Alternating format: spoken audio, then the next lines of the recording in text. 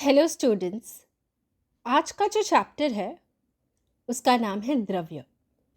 ये पदार्थ विज्ञान बीएमएस फर्स्ट ईयर का एक चैप्टर है और मैंने नेक्टर मटेरियल और मोस्ट प्रिसाइज मटेरियल को कंबाइन करके ये पीपीटी बनाया है which is very useful for the theory exams and the basic understanding of this chapter.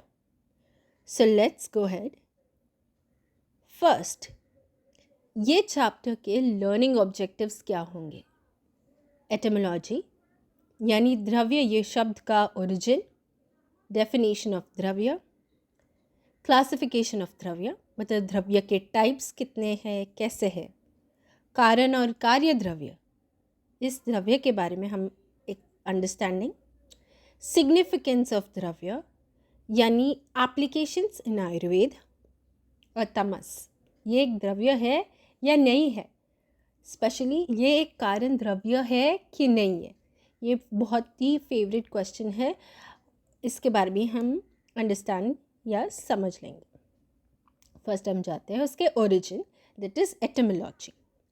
ध्रुगतो plus यत सफिक्स, ध्रुगतो यत सफिक्स यानी जो रूट वर्ड गति है ये हम द्रव्य को क्यों देते हैं? क्योंकि गति के 3 मीनिंग होते हैं, ज्ञान, गमन और प्राप्ति। अभी ज्ञान का मतलब क्या है? नॉलेज ऑफ गुण एंड कर्म।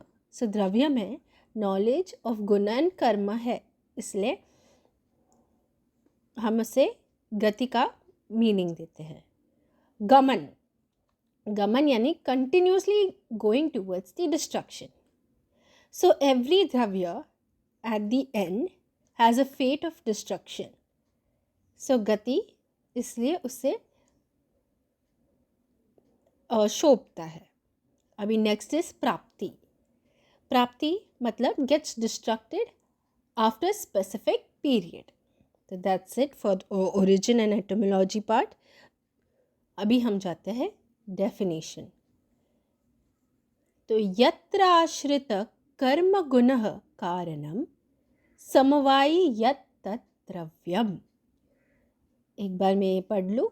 गुण एंड कर्म are situated with invariable concomitance and which is the ultimate cause for the manifestation of newer द्रव्य from it is called as द्रव्य। तो मैं ये लाइन बहुत इम्पोर्टेंट है।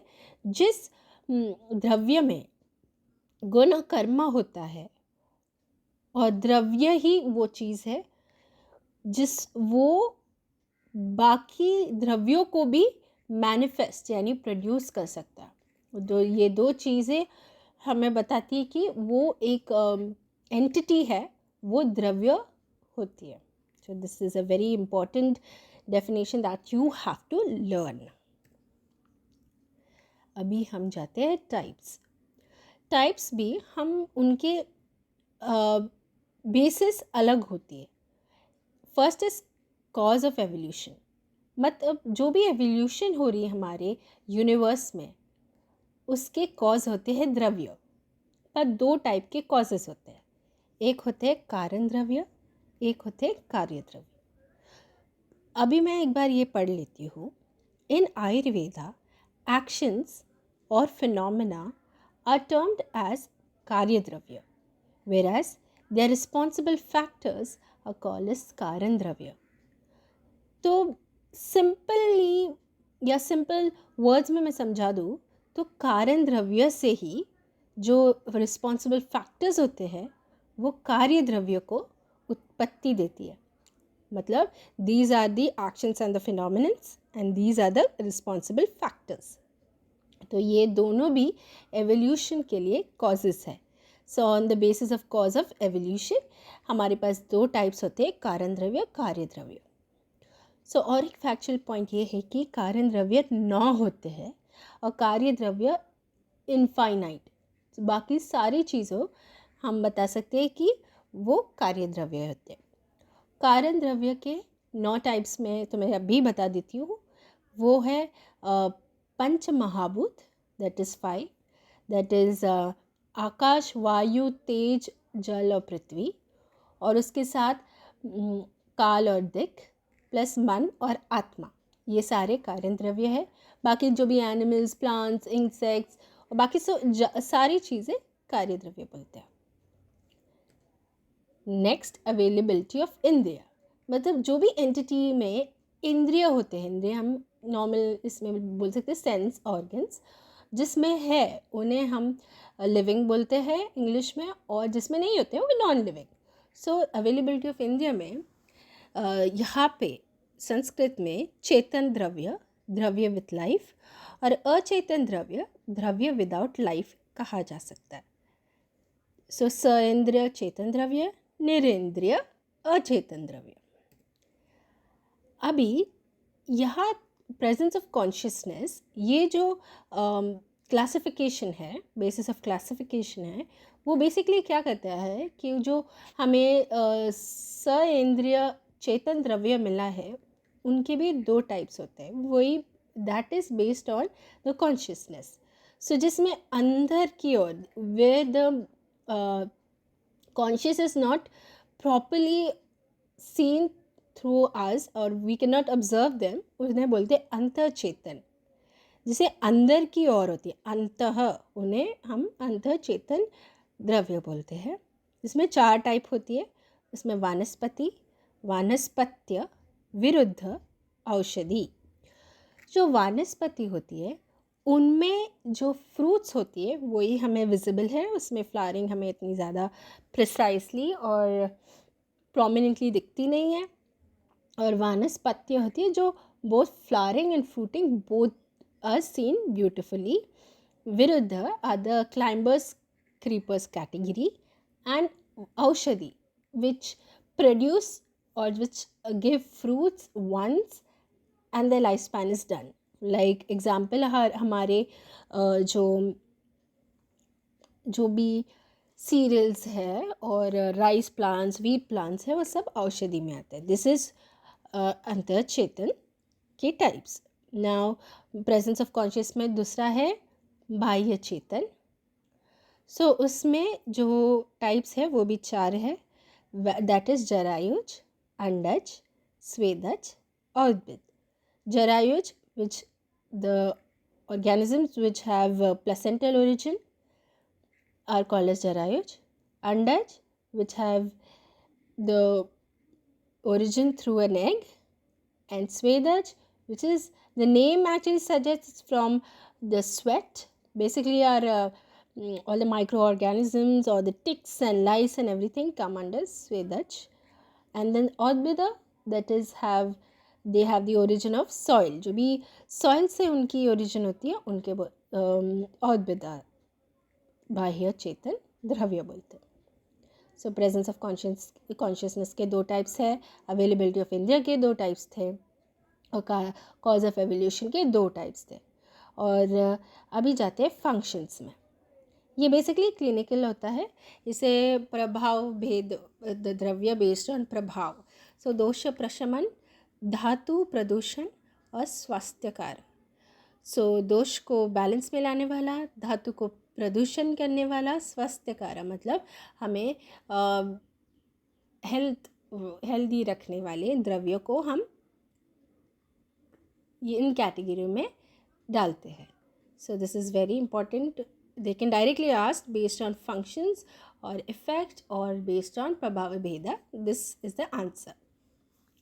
Next is resources. जो भी द्रव्य कहाँ से आई है उनकी ओरिजिन के बेस्ड पर हम जो द्रव्य प्राप्त करते हैं उन्हें हम बोलते हैं औद्भिद, जांगम और पार्थिव। औद्भिद मतलब जिनकी प्लांट ओरिजिन हो, जांगम जिनकी एनिमल ओरिजिन हो, और पार्थिव जो सॉइल ओरिजिन हो। So these are the 3 types of द्रव्य based on their resource. अभी हम पढ़ते हैं सिग्निफिकेंस। तो सिग्निफिकेंस यानी the importance of द्रव्य in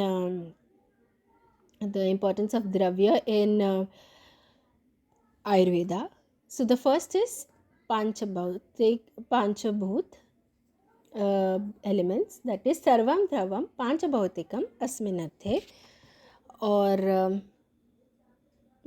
अभी वी विल जस्ट ओके।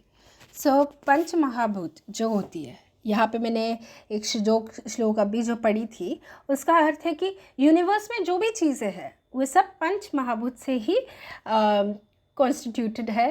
जैसे कि हमारे आकाश, वायु, तेज, जल और पृथ्वी। सो पंच महाभूत, जैसे मैंने पहले भी बताया था कि this is one of the 9 कारण द्रव्य। द नेक्स्ट इज चिकित्सा चतुष्पाद, which is the 4 pillars of treatment. यहाँ पे डायरेक्ट पढ़ती हूँ। Ayurveda believes that success of any treatment is totally dependent on Chatushpada. That is Bishak, that is physician. Upastha means medical attendant or the nurse. Rogi, that is patient. And Dravya, which is medicine. So this is one of the clinical application of Dravya. Kal is also one of the 9 Karan Dravya. And इसका significance ये है कि destruction और production of beings, the past, present and the future times are effects of काल. So this is one more example of the application based importance of Dravya in Ayurveda. Next is Disha. Disha denotes the sense of direction, that is east, west, north, south. Disha is one of the indirect causal factors, मतलब उसे भी एक कारण द्रव्य ही माना गया in the formation of effectual factors, that is कार्य द्रव्य. तो दिशा, ये मैं 9 कारण द्रव्य के बारे में डिटेल में मैं पढ़ाऊँगी, डोंट वरी. सिर्फ अभी ये पॉइंट्स याद करना, जैसे एग्ज़ाम में लिखते समय ये सारे तुम लिख दो तो ईजी हो जाएगा तुम्हारे लिए. नेक्स्ट इज़ चिकित्सा. Yukti Vyapyashraya has 2 types of treatment, meaning internal and external. Inside Langan and Bruhan treatments. ये internal treatment हुए. The treatment is of 2 types. External 2 होते हैं, that is द्रव्यभूत, that is drug therapy, and अद्रव्यभूत, जिसमें drugs की utilisation नहीं होती है. Mostly हमारी जो साइकोलॉजिकल डिसऑर्डर्स होती है वो अद्रव्यभूत चिकित्सा से होती है. So non-drug and non-pharmacological therapy. Next is हमारी आत्मा. Just like Kal and Disha, Atma is also all-pervasive dravya.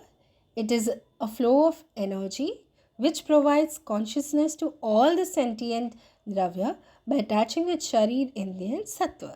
So इनके कारण ही जो कार्य द्रव्य है उनमें liveliness आती है.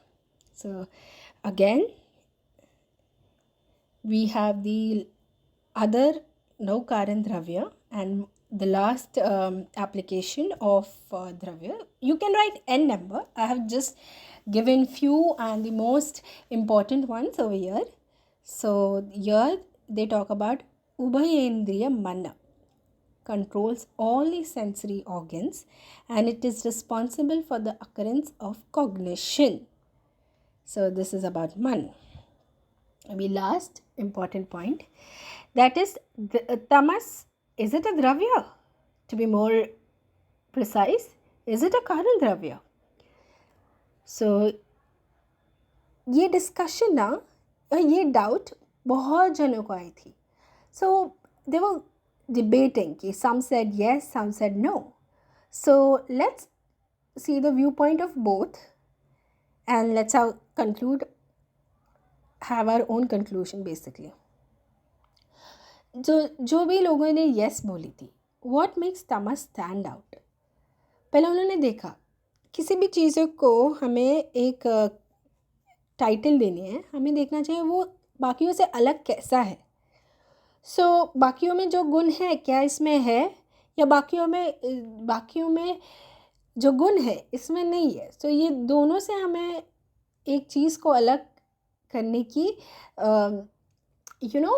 एक वे देती है. तो अगर हम दूसरे लोग से कंपेयर करते हुए चले, अगर उसमें जो गुण है वो इसमें नहीं है तो ये अलग हुआ. सो देख, अभी हमारे पास 9 कारण द्रव्य है, हमें हर एक द्रव्य के साथ उसे कंपेयर करते हैं. तो जब पृथ्वी के साथ कंपेयर किया, खरत्व एक जो गुण पृथ्वी में है वो गुण हमें तमस में नहीं दिखता, तो it is standing uniquely out. So तमस can be considered a dravya. Okay, but there are other dravyas also, other कारण द्रव्य also. एक से पृथ्वी को देख के नहीं, बाकी को भी देखो. तो जल को देखा, तो जल के पास जो द्रवत्व गुण है वो तो ये तमस में नहीं है. So this is also making it unique. Tamas is unique now and can be called as द्रव्य. अग्नि, इसमें उष्णत्व है. वायु, इसमें स्पर्श है. आकाश, इसमें अनऑब्स्ट्रक्टेडनेस है, मतलब वो कहाँ भी घुस सकता है. आत्मा, दिशा, काल, विभु होते हैं. मन, अणु और एक होता है. ये सारे जो गुण हैं और ये सारे गुण और उनके करस्पॉन्डिंग कारण द्रव्य में होती है, और ये सारे गुण तमस में एब्सेंट है. तो इसलिए हम तमस को एक अलग कारण द्रव्य की पोजीशन दे सकते हैं. इसे यस, ये एक कारण द्रव्य है, ऐसे कई लोगों ने बताया. तो some people came and said no, it could not be, because हमें स्टार्टिंग में ही पढ़ाता है डेफिनेशन में कि हर एक कारण द्रव्य को कार्य द्रव्य बनाने की क्षमता होती है, एक पोटेंशियल होती है कि वो प्रोड्यूस करे, मैनिफेस्ट करे किसी और द्रव्य को.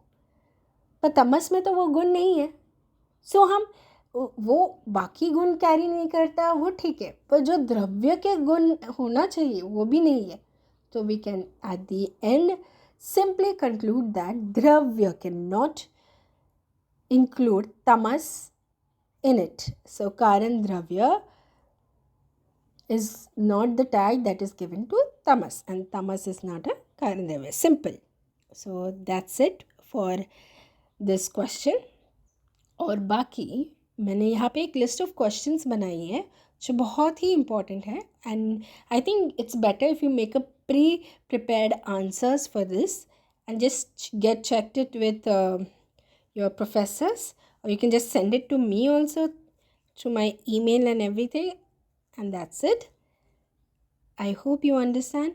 Okay, एक बार मैं रीड कर लेती हूँ कि कौन से क्वेश्चन से. डिफाइन द्रव्य, व्हाट इज चेतन द्रव्य, क्लासिफिकेशन ऑफ चेतन द्रव्य, व्हाट इज अचेतन द्रव्य, क्लासिफिकेशन ऑफ अचेतन द्रव्य, enlist types of dravya, enlist karan dravya, types of dravya based on use, types of dravya prayoga bheda, types of dravya based on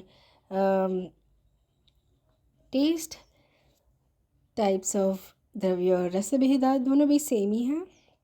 types of dravya based on drug effect, types of dravya based on prabhav bheda, that is drug effect, same only. Types of dravya based on karma by Charak, types of dravya based on karma by Shushruth. Write the names of Karan Dravya. What is the meaning of Karan Dravya? Define the Karan Dravya and its importance in brief. So ये सारे questions की अगर तुमने pre prepared answers की practice की, I think that will be very useful for your written exams. So thank you friends.